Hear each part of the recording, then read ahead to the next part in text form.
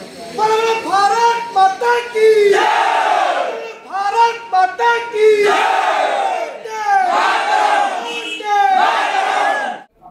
আমাৰ যিখিনি দলীয় কাৰ্যকৰ্তা আছে সকলোকে মই আন্তৰিক শুভেচ্ছা জনাইছোঁ। আমাৰ এই পঞ্চায়ত নিৰ্বাচনত আমাৰ দলীয় কাৰ্যকৰ্তাসকলে মোক দিনে নিশাই মানে যথেষ্ট হেৰি কৰিছে, কষ্ট কৰিছে।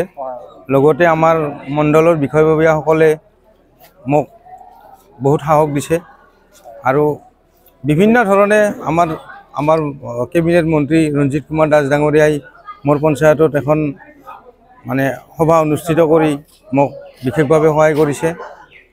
মই সকলোকে এই ক্ষেত্ৰত ধন্যবাদ জ্ঞাপন কৰিছোঁ।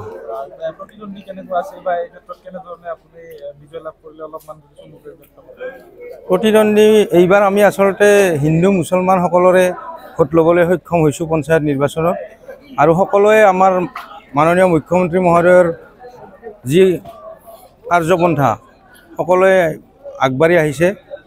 কোনো জাতি ধৰ্ম নিৰ্বিশেষে এই পঞ্চায়ত নিৰ্বাচনত আমাক সকলোৱে ভোট প্ৰদান কৰিছে। সেয়েহে মই সকলোকে এই পঞ্চায়ত নিৰ্বাচনৰ ভোটদান কৰাৰ বাবে শুভেচ্ছা জ্ঞাপন কৰিছোঁ।